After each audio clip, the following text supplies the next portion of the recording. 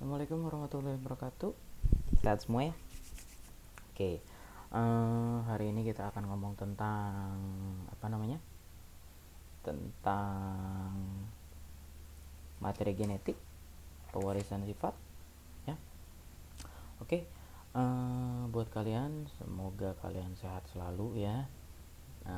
Semoga kita untuk secepatnya kita bisa segera bertemu, karena memang saya yakin dengan yang namanya kalian belajar juga nggak akan maksimal, tapi saya harap dengan saya membuat video pembelajaran ini setidaknya kalian bisa lebih paham apa yang kalian dapatkan di buku LKS ataupun di mana. Kalian akan lebih paham, dan jangan lupa kalian juga ketika saya memberikan tugas saya akan selalu berikan informasinya lewat e-learning. Kalian jangan lupa selalu untuk mengerjakan tugasnya, supaya nantinya nilai-nilai kalian juga nanti masuk begitu. Nah, video pembelajaran ini tentang pewarisan sifat saya akan inikan seperti biasa di channel saya ya. Nanti silakan kamu, supaya kamu nggak bingung, silakan di subscribe sama di like videonya. Terus setelah video ini kamu tonton, berarti nanti akan ada tugas. Karena ini adalah masuk ke bab 3, berarti selanjutnya nanti kita siap-siap PTS.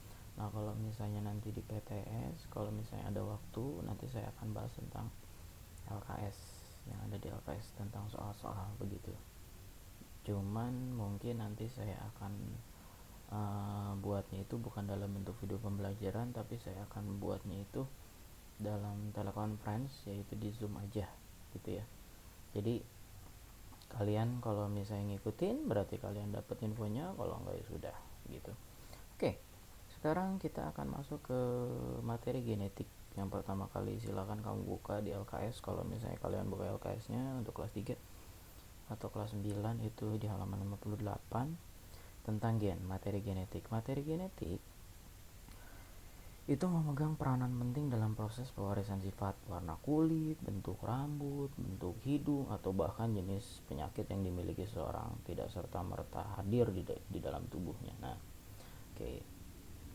Materi genetik itu otomatis hasil dari ayah dan ibu dalam proses fertilisasi atau dalam proses perkawinan. Nah, materi genetik itu yang berperan penting adalah disebut dengan DNA, adalah asam nukleat atau DNA. DNA itu singkatan dari deoksiribonukleat asid, dan RNA adalah ribonukleat asid. Pada suatu untai DNA, pada suatu untai DNA terdapat unit instruksi atau perintah yang mempengaruhi sifat atau menentukan karakteristik setiap makhluk hidup yang disebut gen. Jadi apa sih bedanya gen dengan DNA nih ya? Kita bedain gen dan DNA. Ini perbedaannya di sini. Oke. Ya, ini bedanya. Ini bedanya. Ini DNA. Ini yang disebut DNA tuh kayak gini. Nah, setiap satu kayak gini kan DNA itu kan panjang banget ya. Nah, kalau diambil satu gitu. Nah, itulah yang disebut dengan gen gitu ya. Disebut dengan gen. Jadi, kumpulan dari gen akan membentuk suatu DNA. Patokannya seperti itu ya. Oke. Terus saya terusin. Oke, gen. Ini ya gen ya. Agar DNA dapat tersusun di dalam inti sel yang kecil, untai DNA ini melilit pada protein disebut dengan histon. Proteinnya itu namanya histon. Oke. Ini namanya struktur DNA dan RNA. Nah, kita ngomong nih strukturnya. Oke. Penemunya itu sebenarnya penemu struktur DNA tak lepas dari penelitian Maurice Wilkin dan Rosalind Franklin yang menggunakan teknik kristalografi atau difraksi sinar X untuk mempelajari struktur DNA nih tahun segini. Cuman berdasarkan penelitian ini si Rosalind Franklin pada tahun 1953, Francis Crick dan James Watson atau sering disebut Watson and Crick menemukan bahwa DNA memiliki struktur seperti untaian ganda yang membentuk helix atau bentuk ulir. Nah, kayak gini nih. Ini penemunya itu Watson and Crick. Cuman yang pertama kali nembak pakai sinar X itu ini Rosalind Franklin. Itu pertama kali. Oke. Nah, sekarang kalau misalnya kamu masuk, basa nitrogen itu apa aja sih yang disebut dengan basa nitrogen itu? Basa nitrogen itu susunan dari DNA itu apa? Susunan dari DNA itu adalah basa nitrogen. Basa nitrogen itu ada 4 basa nitrogen. Adenin berpasangan adenin, timin, guanin, dan sitosin. Yang dimana basa nitrogen ini dikelompokkan dalam basa purin, adenin, guanin, dan sedangkan timin dan sitosin dikelompokkan pada basa pirimidin. Apa sih Pak purin dan pirimidin tuh bedanya apa? Nih kita lihat di sini ya. Di sini nggak ada. Coba yang di sini kali ini ada nih. Nah ini nih ya, bisa kamu lihat ada adenin, guanin. Oh ini mah RNA ini mah. Ini aja berarti yang di sini nih. Nah, gampangnya gini. Gampangnya itu kalau misalnya gini. Patokannya gini. Mana ada tadi? Ini. Adenin berpasangan dengan timin. Pokoknya gini. Kalau basa purin ya, yang disebut dengan basa purin, adenin atau guanin itu lebih panjang tuh, lihat nih, panjang kan, panjang.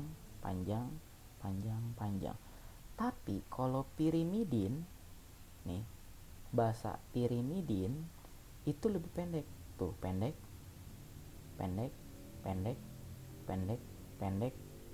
dia lebih pendek tuh ya.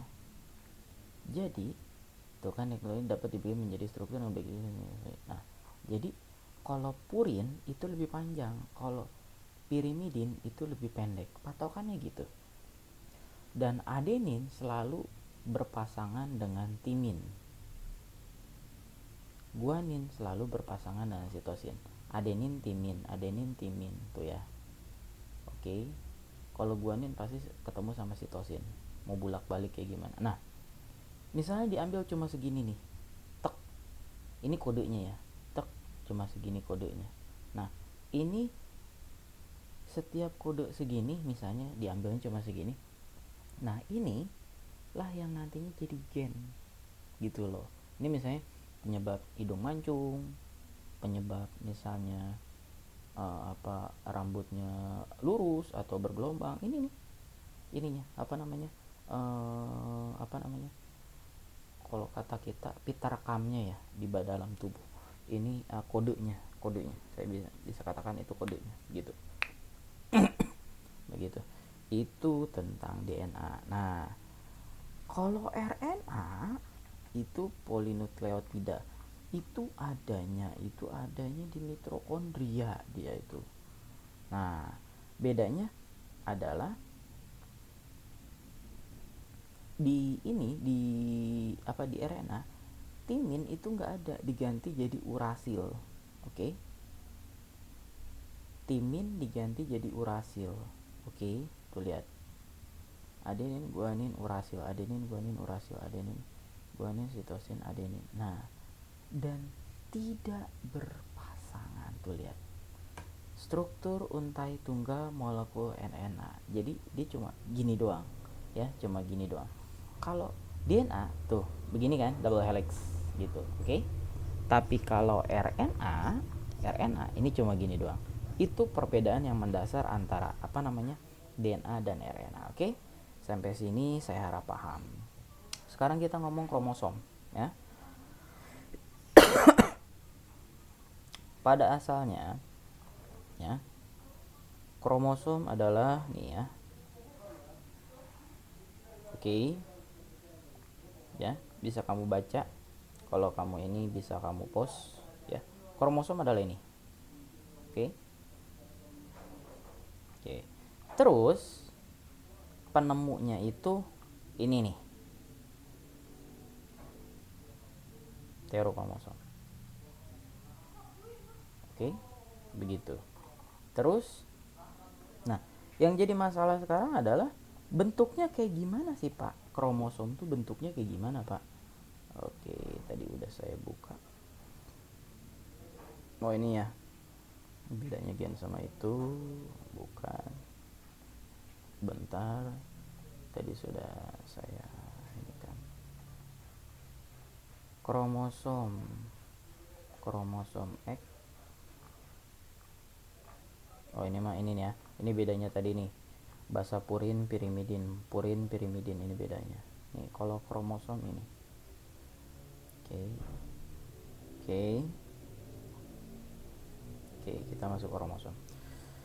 Struktur seperti benang atau tongkat terlihat pada sel yang sedang membelah, berisi molekul DNA dan protein yang membawa informasi mengenai sistem sifat hereditas. Jadi gini, kalau misalnya ditanya, terus apa bedanya sih Pak? Gen, DNA, kromosom, tuh adanya kayak gimana sih Pak? Gitu loh. Kita lihat ya, berisi molekul DNA dan protein yang membawa informasi penurunan. Oke, bisa kamu baca. Ya, protein histone dan non histone. Oke, saya lanjutkan. Nah, ini kromosom. Ya, ini yang disebut kromosom. Oke, lebih jelasnya tuh. Oke, ini kumpulan dari DNA, kumpulan dari gen-gen itu adalah kromosom. Jadi patokannya gini. Nah, kalau saya buat kata kuncinya gini. Kumpulan dari gen akan membentuk DNA. Sorry. Kumpulan dari DNA akan membentuk gen. Dan kumpulan dari gen membentuk kromosom. Patokannya gitu. Oke? Patokannya kayak gitu. Nah, jadi ini tuh ada banyak. Nah, itu apa namanya? Itulah kumpulan-kumpulan dari gen-gen itu tadi akhirnya membentuk kromosom. Gitu. Nah, ini ya. Benang-benang halus kromatin, ininya kromosom pada tahap metafase. Kamu kalau misalnya kamu kan belajar kemarin tentang metafase, anafase, telofase gitu, profase yang kayak gitu kamu pelajari. Nah ini kan sebelumnya belajar tentang itu. Oke. Terus nah ini ya, adenin, timin, guanin, sitosin. Nah ini bagian-bagian kromosom. Sentromer nih, ini sentromer nih. Sentromer yang ini paling terang. Terus apalagi lengan kromosom ya. Lengan kromosom itu nah ini nih. Ini lengan kromosom. Atau sering disebut dengan apa sih? Apa kromatid ya? Atau ya iya sih bentuknya kayak gitu. Ada yang kayak gini. Pokoknya lengan kromosom itu yang gini nih, yang kayak sayap ini. Oke. Terus apa namanya? Kromonema atau kromonemata itu sama aja ya. Kromonema itu kan istilah dari kromatid ya, duplikasi dari kromosom nih yang ini. Jadi nanti ini apa namanya? Yang di sini berubah jadi kayak gini gitu loh. Yang ini berubah jadi ini. Kromonema merupakan filamen yang sangat tipis yang terlihat selama tahap profase. Jadi bayang-bayangnya susah kalau misalnya di ini gitu. Lalu ada kromomer bahan protein yang mengendap di dalam kromatorium. Jadi tak kelihatan ya, harusnya gambarnya nggak ini doang, ada lagi nggak? Nah ini mah bentuk kromosom. Oke ya, terus ada telomer, terus ada satelit, bisa kamu baca ya di sini. Kalau yang di itu kan, kalau di buku itu nggak semuanya, cuma sampai F aja. Sini ada sentromer, kinetokor, udah gitu lengan kromatis, kromonemata itu sama dengan kromatid ya, gitu sama kromonemata itu sama dengan, lalu kromomer, telomer, dan satelit. Oke, selanjutnya ini bentuk-bentuk kromosom. Ada metasentrik, submetasentrik, akrosentrik, telosentrik, gitu bentuknya kayak gini ya. Ini mah gampang lah, kalau metasentrik ininya sama nih, gedenya sama. Submetasentrik ini bentuknya gini, V ya, tapi salah satunya itu pendek, satu lagi panjang. Kalau akrosentrik ya, itu ada dua, ininya tetap ada dua, tapi yang satu pendek. Nah kalau telosentrik nggak ada satu lagi nih, pasangannya nggak ada gitu, patokan cuma gitu. Ini pewarnaan kromosom. Nah ini kita skip aja. Oke, jumlah kromosom. Jumlah kromosom itu terdiri dari dua, selalu berpasangan ya. Gitu. Kalau misalnya kamu baca di halaman 61. Pada setiap sel manusia mempunyai 46 kromosom yang terdiri dari 44 autosom dan 2 gonosom. Penulis simbol kromosom pada individu pria itu 22 AA plus XY. Ingat ya, 22 AA plus XY. Atau 44A plus XY. Jadi kalau AA itu nggak usah jadi 44 lagi, nggak usah gitu. Jadi kalau misalnya itu kromosom manusia itu kan 46 ya. Jadi gini, kromosom manusia itu jumlahnya 46 jumlahnya. Terus bisa ditulis untuk pria 22 AA plus XY. Ini pria. Atau bisa juga ditulis 44A plus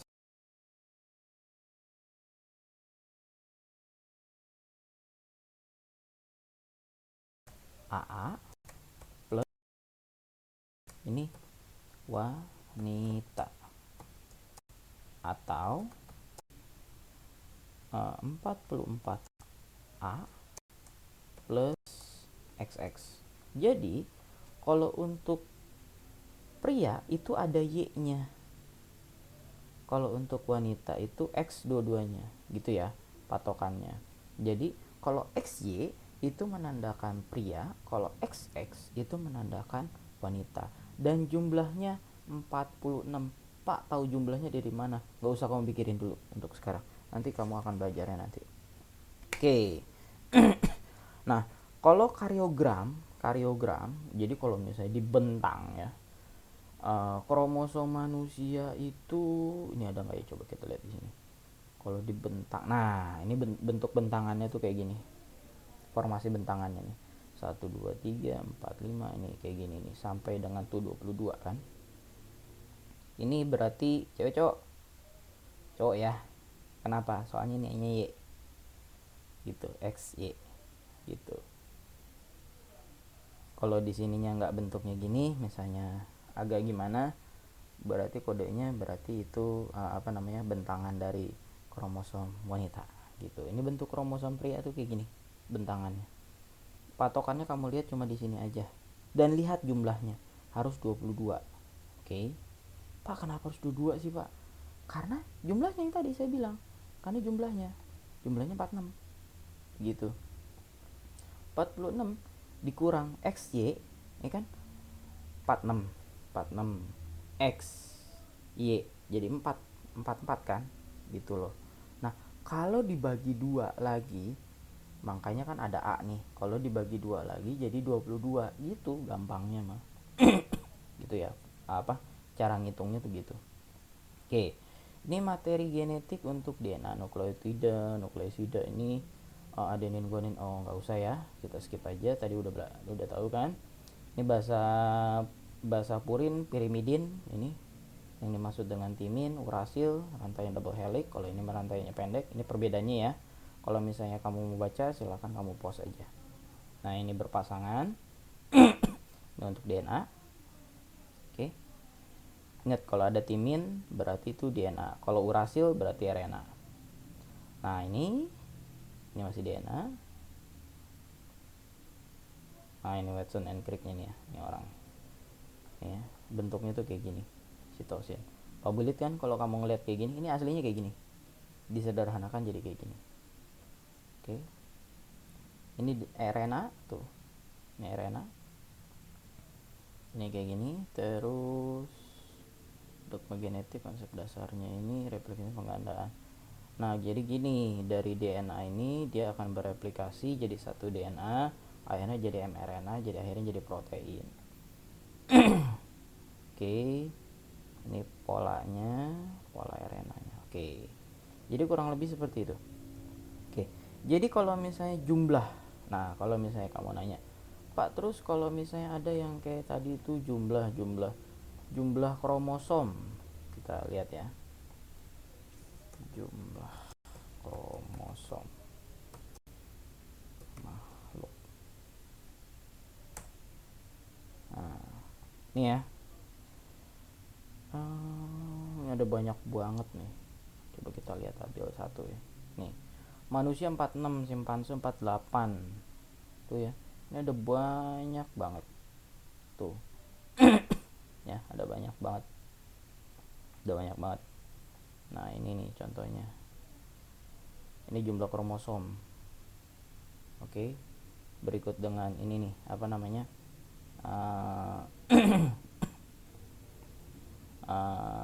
Berikut dengan apa? Jumlah kromosomnya. Jumlah kromosom 46. Oke. Berikut dengan nama latin, sorry. Ini Drosophila melanogaster adalah buah. Udah gitu Lumbricus terrestis cacing tanah.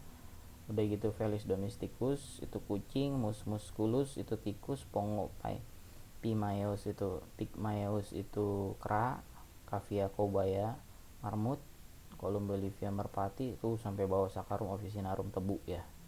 Jadi apa namanya? Ini jumlah-jumlahnya. Jadi gini. Kira-kira bisa nggak ya kalau misalnya monyet misalnya dikawinin sama orang gitu, kalau nggak kera dikawinin sama orang? Nggak bisa, karena syarat untuk terjadinya perkawinan, syarat terjadinya adanya anakan itu jumlah kromosomnya harus sama. Tuh lihat, kera 42, manusia 46, jumlahnya beda. Jadi bisa jadi anak nggak? Nggak akan bisa. Syaratnya itu harus sama jumlahnya, begitu ya, jatuhnya gitu. Oke, gampangnya seperti itu. Oke, terus kita ngomong tentang hukum pewarisan sifat Mendel. Oke. Bapak genetika dunia itu namanya Gregor John Mendel, si Mendel. Oke. Ini udah. Nah, ini dia. Nah, hukum pewarisan Mendel. Yang dimana Gregor Johann Mendel, nah ini ya fotonya nih, Pak, ini dia ahli biarawan nih. Hukum pemisahan yang pertama itu ada dua ya, hukumnya itu ada dua. Yang pertama hukum segregasi, yang kedua itu independent assortment. Ini dikenal dengan hukum pertama Mendel, ini hukum kedua Mendel.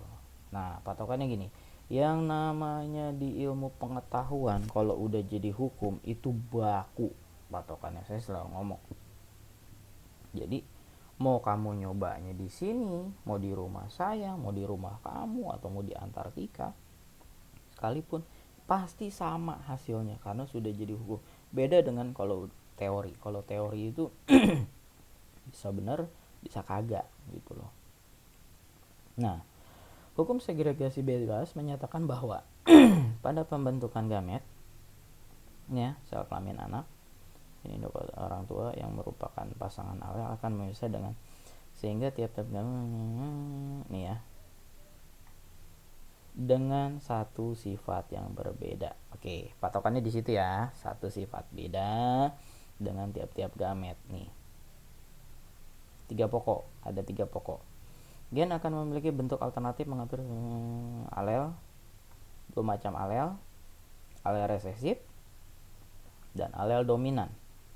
Alel resesif adalah tidak selalu tampak dari luar, dinyatakan dengan huruf kecil, misalnya W kecil, dan alel dominan yang tampak dari luar dinyatakan dengan huruf besar atau R besar.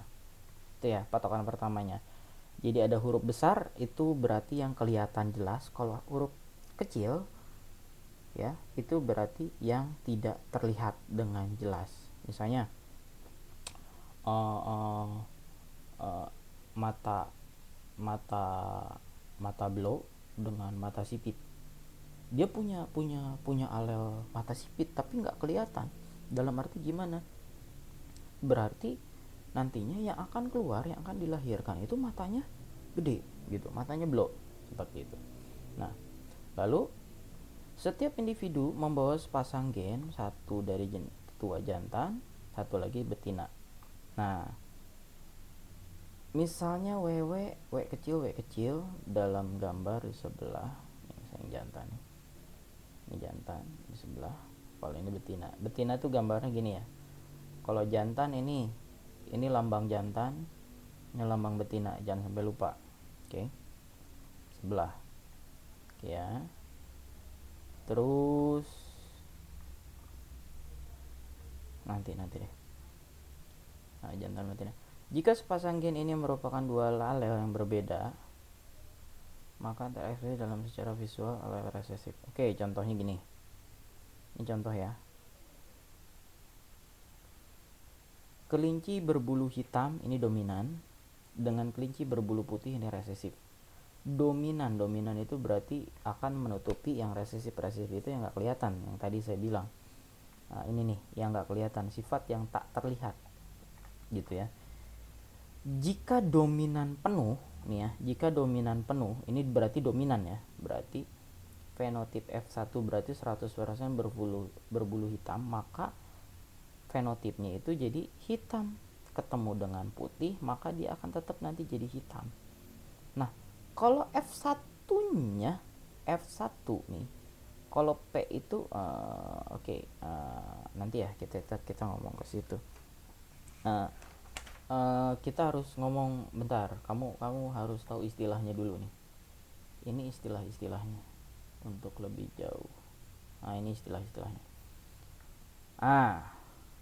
Istilahnya dulu, takutnya tadi saya ke dalaman. Oke. P itu parental, ini di hukum Mendel ya. P itu parental, F itu filial. Filial itu keturunan, kalau parental itu orang tua. Karena nanti di persilangan itu pakainya kode gitu. Genotip itu ini nih, yang gede kecil. Kalau gamet itu setengah dari genotip tuh ya. Oke. A besar A kecil berarti A besar dan A kecil gitu. Berarti di ini gametnya itu ada A besar A kecil. Nah, ini berarti ada satu gamet nih, A doang, A besar doang kan. Ini ada dua gamet. Ini ada satu gamet, ini ada dua gamet. Kenapa dua? Karena ada A besar, ada B besar. Nah, kalau ini ada tiga gamet nih, A besar, A kecil, B besar gitu. Oke. Terus fenotip, sifatnya tampak dari luar, contohnya buah besar, buah kecil, rasa manis, jadi yang kelihatan gitu loh. Lalu gen dominan, oke ya, kayak gitu. Terus gen resesif, sifat gen yang tidak terlihat yang saya bilang tadi. Lalu ada homozigot. Homozigot itu ini kayak gini. Homozigot itu jadi cuma ada satu gametnya ya, gametnya cuma ada satu. Heterozigot berarti gametnya ada dua. Oke. ini monohibrid. Oke, ini contoh dari monohibrid. Susah ya, makanya saya nggak pakai yang ini. Nah, udah ya, ini udah cukup jelas. Kita lihat dari yang ini, monohibrid. Contoh dari hukum, ini udah monohibrid. Mana sih monohibrid? Tadi udah saya bukain soalnya monohibrid. Contoh, nah ini dia yang gampang nih. Ini ini intermediate. Ya, ini intermediate. Nah, ini dominasi penuh. Contohnya gini. U besar, ini kan parentalnya nih, genotipnya. Ya kan? U besar, kecil-kecil. Fenotipnya ini ungu sama putih. Gametnya U besar, U kecil. Oke. Filialnya atau anakannya adalah U besar, U kecil. Karena dia dominan penuh, ingat ya hukum tadi, hukum Mendel 1, maka dia jadi ungu. Nah, kalau misalnya U besar, U kecil, ini kan berarti anakannya. Nah, si anak dikawinin dengan anak lagi. Jadi intinya dia kawin 2 kali, udah gitu punya anaknya 2. Antara anakan dengan anakan ini dikawinin, maka hasilnya jadi kayak gini. Nih, hasilnya. Pak, kok aneh ya? Gak usah aneh. Ini kan pada tumbuhan. Kamu gak usah mikir yang namanya anak dikawin sama anak gitu loh ya. Karena ini terjadinya cuma pada tumbuhan gitu. Makanya ini nggak boleh ada pakem-pakem yang dimana perkawinan silang. Kita kan ngomongin ini perkawinan silang. Perkawinan silang itu nggak boleh dilakukan pada manusia gitu loh ya. Masa iya misalnya kamu punya kakak, punya adik, kamu suruh nikah sama kakak atau adik kandung kamu, kan nggak mungkin gitu loh. Nah, jadi nanti bentuknya formasinya kayak gini ya. Bentuk formasinya kayak gini. U besar, U kecil, U kecil. Nanti ini jadinya kayak gini. Ini. Nah, putihnya cuma ini doang. Kenapa? Karena dominansi penuh. Gitu. Sehingga ini rasio perbandingannya 3/4 dan 1/4. Gitu. Atau 3:1. Sehingga hasilnya ini. Ya, rasionya kayak gitu. 1, 2, 1. U besar, U kecil gitu. Tapi tetap fenotipnya itu ungu sama putih doang. Nah, sekarang kalau yang intermediate nih. Nah, tadi nih persilangan semi dominan pada intermediate nih. Berbulu coklat nih. Ada hitam, coklat putih. Ini kan ya, apa sih namanya? Oh enggak. Ini yang masih ini. Intermediate semi dominan. Oke, ini semi dominan. Nah, udah. Kita ambil contohnya yang ini nih. Nah, ini dia. Kalau merah ketemu putih ya. Kalau intermediate itu dua-duanya dominan. Maka akhirnya jadi pink atau merah muda. Gitu. Ya kan? Fenotipnya merah muda. Nah, kalau ini F1 dikawinin sama F1 jadi F2 kan? Ininya kan M, ini M kecil. Ini kan? Maka M besar, M kecil, M besar, M kecil. Maka jadi gini. Nah, ininya merah sama ya. Ininya putih. Nah, ini jadi merah muda tuh. Begitu. Itu kalau yang terjadi pada intermediate. Gitu ya. Itu yang terjadi pada intermediate tuh. Jelas ya. Ini genotipnya. Ini contohnya pada bunga pukul 4. Perbandingan genotipnya ini, perbandingan fenotipnya ini. Gitu. Itu kalau monohibrid. Ingat ya, monohibrid. Patokannya adalah ini persilangan monohibrid. Ini tuh ngomongnya monohibrid semua. Nah, terus katanya nih ya, hukum Newton 2 itu sifat berpasangan secara bebas dengan gen atau sifat lain. Hukum asortasi atau hukum pengelompokan gen secara bebas. Maksudnya diamati pada persilangan di hibrid, yaitu persilangan yang menggunakan 2 sifat beda. Nah, jadi hukum Mendel kedua ini itu harus ada 2 sifat beda nih. Jadi nggak cuma satu. Kalau tadi kan cuma satu nih contohnya. Nih ya, ini cuma ada satu. U doang kan, M doang kan, mau itu gede mau kecil. Nah ya kan, H doang kan tuh. Nah sekarang ada dua sifat. Nah sekarang ketemunya apa? B sama K. Tuh, B sama K. Ada dua sifat. Nah pokoknya hukum kedua Mendel itu ngomongnya itu bebas. Mau apa, pokoknya mulai dari dihibrid, mau dihibrid, trihibrid, tetahibrid, pentahibrid, mau berapapun sifat yang beda, itu adalah hukum Mendel yang kedua. Nah ini contoh dari dihibrid ya. Ini kalau misalnya saling disilangin ya, kalau apa namanya yang tadi filial satu saling disilangin nanti jadi kayak gini nih contoh ya. Merah gelap, merah merah, merah sedang, wajib ya, wajib kan. Ini contoh dari dihibrid. Nah ini contoh dari dihibrid nih. Ini pada kacang ercis ini. Oke, ada yang lebih jelas. Nah, ini juga jelas. Oh kecil tuh ya. Nah ini aja deh ya. Biji bulat warna kuning, biji bulat warna kuning. Ini kepada kacang ercis nih ya, yang gampang. Oke, seperti yang di buku kamu kan. Oke. Kalau dijadiin gamet ya, dijadiin gamet kan jadi kayak gini nih ya kan, dijadiin gamet jadi kayak gini nih tuh. Nah makanya ditaruhnya gini tuh, sama kan, ini sama sama ini sama sama ini sama sama ini juga sama dengan ini. B besar K besar, B besar K kecil, B kecil K besar, B kecil K kecil gitu. Kalau semuanya kita taruh nih semua nih ya, kita taruh nih, ketemu nih, ini juga ketemu nih itu. Oke, ketemu semuanya udah ditaruh. Nah baru nanti ditulisin tuh,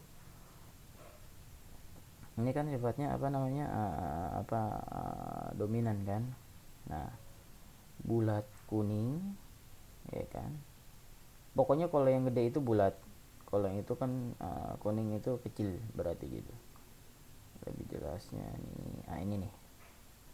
Nah ini kan B besar itu bulat, bulat ya, B besar itu bulat, K besar itu kuning, B kecil itu kisut, K kecil itu hijau.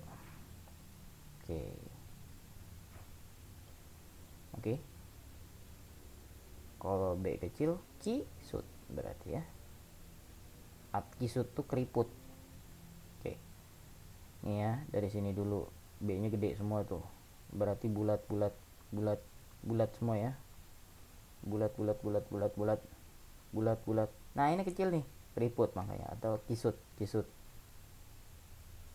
Masih bulat bulat keriput keriput atau kisut. Oke, terus K-nya. K besar kuning. Kuning. Kuning. Kuning. Ya. Kuning. Nah, ini kecil semuanya nih, jadi hijau. Kuning lagi, hijau lagi. Ya. Sampai akhirnya dapat fenotipnya itu 9 bulat kuning, 3 bulat hijau, 3 keriput kuning dan 1 keriput hijau. Nah, rasio inilah yang disebut dengan 9331 ini adalah rasio dihibrid. Oke. Rasio dihibrid itu yang kalau misalnya itu suka selalu ada gitu, yang namanya di buku ataupun kayak gimana itu pasti akan selalu ada. Oke, ini F1 ini percobaannya. Ini perbandingannya saya rasa nggak begitu ini ya. Oke, terus ini bayangkan kalau ini kan cuma bulat kuning ini doang kan ya, yang diambil itu cuma ini doang kan, dua variasi, 1 sama 2 kan, bentuk biji sama warna biji, bulat, mengkerut, kuning, hijau. Kebayang kalau misalnya diambil ini nih, 1, 2, 3, 4, 5, 6, 7 berarti apa tuh, mono, di, tri, tetra, penta, hepta, heksa, hepta. Sorry, mono, di, tri, tetra, tetra, penta, hepta, heksa berarti ya, heksa hybrid. Mantap amat. Kebayang kamu ini nulisnya ada berapa ya, ke kanan ke bawah gitu loh ya. Dan masih banyak lagi, dan itu yang disebut dengan hukum Mendel 2. Oke ya, hukum Mendel 2. Nah sekarang hukum Mendel 2, terus sekarang kita akan ngomong tentang pewarisan sifat pada makhluk hidup. Ini yang tadi ya, pewarisan sifat pada makhluk hidup dan kelainan yang diturunkannya. Contohnya ini pada warna kulit. Nah tadi tuh saya udah ngeliat, nah warna kulit ya. Oke. Gini, ada yang kulitnya itu putih banget, beda dengan albino ya, beda dengan albino. Ada juga yang kulitnya itu nggak putih, nggak hitam, atau sering disebut dengan kuning langsat atau kuning bangsat gitu. Sorry ya, ini rasionya, ini rasionya ya. Nih, kalau kalau emak bapakmu cuma setengah-setengah ya, disebut putih, enggak sawo matang lah, ada kemungkinan anaknya itu bisa jadi putih banget, bisa jadi hitam banget. Ini rasio perbandingannya. Oke ya, bisa kamu baca, bisa kamu post ya, gimana cara dapetinnya, rasio perbandingannya gimana. Nah ini yang disebut dengan apa namanya, warna kulitnya itu, warna kulit manusia itu putih itu kayak gimana. Ini yang disebut kalau orang tuh putih banget, ini yang disebut eksotik tuh kayak gini. Ini kulit normal nih, ini kulit hitam ya tuh.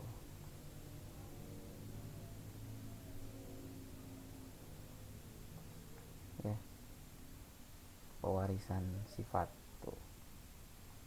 Oke.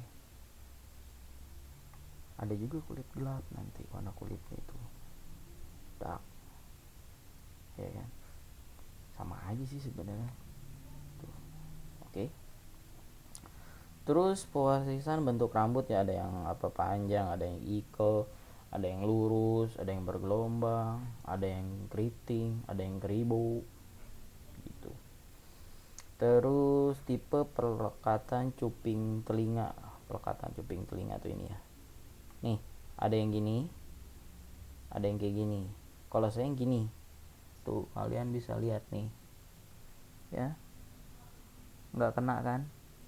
Tuh, gitu. Nah, contohnya ini maksudnya tuh, ya. Oke, ini mah langsung.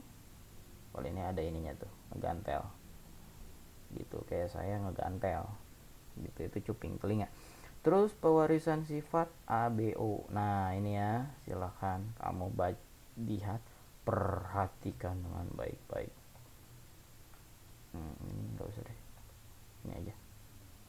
Oke ya,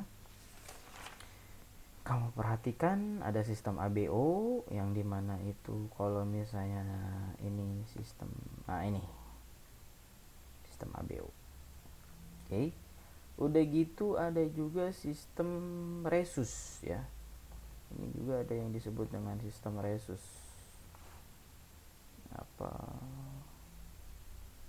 darah resus nih, golongan darah resus tuh kayak gimana sih. Nah ini nih yang disebut golongan darah resus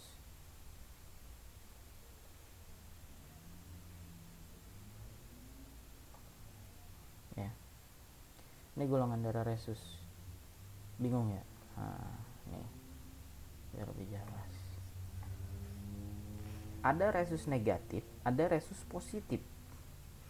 Oke, jadi kalau misalnya resus positif itu dia nggak bisa yang namanya, dia bisa nerima resus negatif, tapi resus negatif itu nggak bisa nerima golongan darah resus apa, dia kalau resus negatif dia nggak bisa nerima. Nah ini lebih jelas nih. Merah positif, antigen dalam eritrositnya ada. Oke. Kalau negatif nggak ada. Jadi kalau negatif itu terima aja udah gitu. Tapi kalau positif dia nggak mau, dikasih negatif dia nggak mau. Tapi kalau misalnya negatif mah dikasih negatif mau. Kita rata-rata orang Indonesia itu resusnya negatif soalnya. Kalau resus positif itu biasanya rata-rata di luar negeri ya gitu. Makanya dia kalau misalnya dikasih golongan darah negatif dia nggak mau. Efeknya ini yang terjadi yang tadi benar ya. Ini terjadi penggumpalan gitu. Nanti resusnya alfa beta gitu. Ini alfa beta. Oke. Ini positif. Nah. Ini tandanya positif tuh. Kalau nggak ada kalau tidak ada penggumpalan berarti kayak gini. Ini kalau yang kayak gini nggak menggumpal, ini menggumpal ya. Ini yang disebut menggumpal, ini tidak menggumpal. Ini berarti larut nantinya. Ini yang disebut menggumpal. Efeknya kenapa disebut menggumpal? Itu tandanya dia nggak terima gitu loh. Maksudnya nggak terima tuh kayak gitu, kayak penggolongan darah gitu. Jadi kalau misalnya dikasih itu nggak akan terima, makanya tadi ini ya ini saya tulis ya, efek penggumpalan darah. Ada nggak nih ya?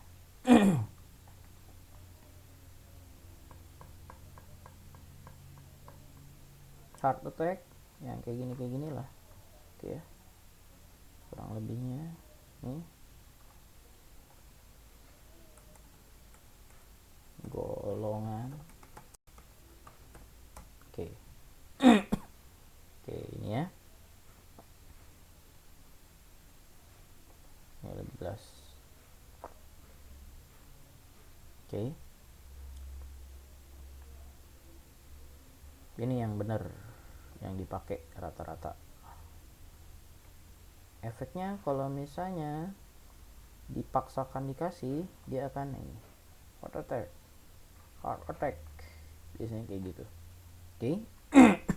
Itu pada golongan darah. Lalu ada golongan darah sistem MM. Nih ya. Ini golongan darah sistem MM. Yang dimana ininya M besar, N kecil. Yang dimana Landsteiner itu mengatakan bahwa antigen disebut dengan antigen M dan min E gitu. Eritrosit dalam darah manusia dapat mengandung salah satu dari kedua antigen tersebut sehingga terdapat golongan darah MN, MN dan MN gitu. Ini oke lah, ini mirip-mirip dengan ABO tapi bedanya gini. Kalau ABO itu kan ada A, B dan O gitu loh. Kalau ini kelebihannya. Oke. Kelainan dan penyakit menurun. Banyak banget ya kelainan dan penyakit menurun itu. Contohnya dari buta warna. Terus hemofilia. Mungkin saya cuma akan mengatakan kita lihat ya. Kelainan buta warna. Ada nggak nih? Nah ini disebut buta warna. Nah kalau orang buta warna gampangnya gini, kita tes ya. Ini berapa? Nih, kita tes. Kalau kamu bisa nyebutin semua, ini berarti kamu nggak buta warna. Gampangnya gitu. Ini 29. Nih kita tes ya. 29, 25, 29, 25, 56, 45, 56, 45, 86, 86. Oke. Kalau kamu salah, itu tandanya kamu buta warna. Gitu. Itu buta warna ya. Jadi ada karir, perempuan karir, buta warna karir. Disebut karir itu pembawa sifat. Kalau karir itu pembawa ya. Jadi kalau normal ya normal, kalau buta warna gitu itu. Terus kelainan hemofilia. hemofilia. Nah ini hemofilia itu, jadi kalau misalnya udah ini ya, dia itu nggak mau. Nah ini hemofilia ini contoh ya, darah tidak membeku secara normal karena kekurangan protein untuk pembekuan darah tuh. Jadi dia nggak mau membeku, jadi efeknya ya keluar aja terus. Nah kalau orang normal ini langsung dia akan ngebeku. Nah kalau yang ini nggak ngebeku, ini terus aja mancar, ini darah tuh mancar terus.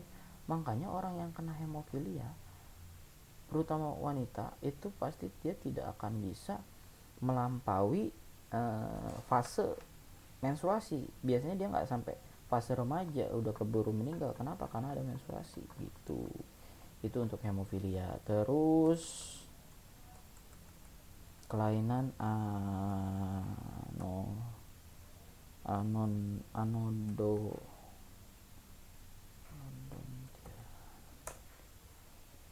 Nah ini ya, waduh luar biasa ya. Anodontia itu adalah benih gigi dalam tulang rahangnya sehingga gigi tidak tumbuh. Tuh lihat ya. Oke, bisa kamu lihat nih. Ini nggak ada giginya. Ini mah oke lah, ini yang benar. Ya, tuh ini udah di ini kan udah dibuka tuh mulutnya. Jadi nggak ada gigi dia nggak punya gigi gitu loh. Oke, terus ini sekarang hipertrikosis. Oke. Ini dia, hipertrikosis adalah satu tumbuh rambut pada bagian tertentu dari daun telinga, wajah atau anggota lainnya. Nih contohnya kayak gini ya. Hipertrikosis. Ya, ini contoh-contoh hipertrikosis. Oke. Nah, itu semuanya itu terjadi terpaut pada kromosom seks gitu. Nah, kalau kelainan yang tidak terpaut dengan kromosom seks, contohnya adalah kelainan albino. Nah ini albino putih semuanya tuh, putih. Itu albino. Terus ya itu albino ya. Terus ada brakidaktili itu yang kayak gini nih, menjali ya. Nih ini brakidaktili. Oke, atau ini juga bisa. Ini sih paling jelas ini ya, tuh jadi nempel gitu, jadi nggak simetris, tangannya nggak simetris. Nah ini juga nih sama nih, brakidaktili. Terus ada brakidaktili itu jadi brakidaktili itu kayak itu ya, apa sih namanya, tangannya itu kayak apa, memendek dan apa sih, kayak apa sih, kayak nempel tuh kayak selaput jadinya nantinya. Oke, beda dengan itu brakidaktili. Ada beda dengan polidaktili.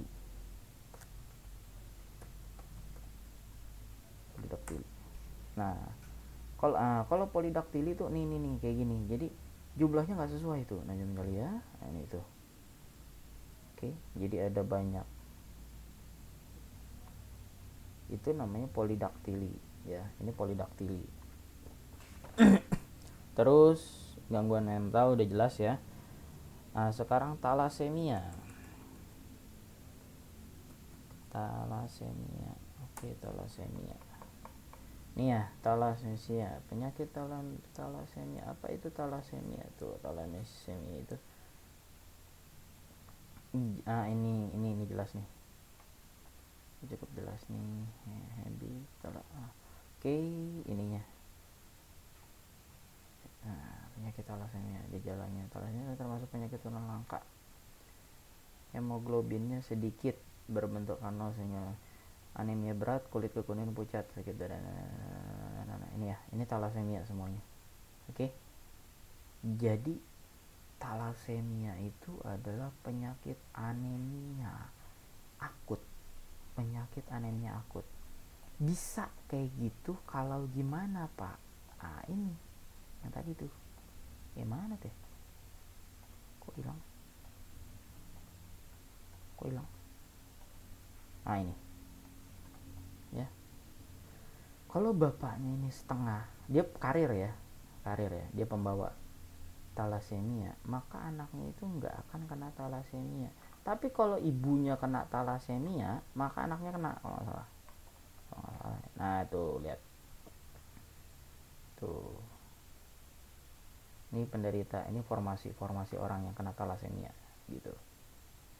Nah ini penderitanya, beta. Jadi kalau dua-duanya kena, dua-duanya punya, maka ada yang kena nanti satu. Tapi kalau cuma salah satu doang, maka nggak akan kena, anaknya nggak akan kena. Kayak misalnya saya punya pembawa talasemia, tapi istri saya nggak bawa, ya jadi nggak akan kena anaknya gitu. Itu talasemia. Terus PTC itu kebotakan, sickle cell anemia, dan hiperplasia. Itu bisa kamu baca. Pewarisan sifat dalam pemulihan hewan dan tumbuhan bisa kamu baca juga, tidak sulit. Itu saja dari saya untuk sekarang. Apabila nanti kamu ada yang ditanyakan, bisa kamu tanyakan ke saya via WA ataupun via yang lainnya gitu ya. Nanti ini video ini akan saya masukkan ke YouTube channel saya, nanti silakan kalian simak. Oke, demikian dari saya. Oh ya, jangan lupa kalian like dan kalian subscribe, like, kalau perlu kalian share video dari saya. Oke, assalamualaikum warahmatullahi wabarakatuh. Semoga sukses untuk kalian semua ya.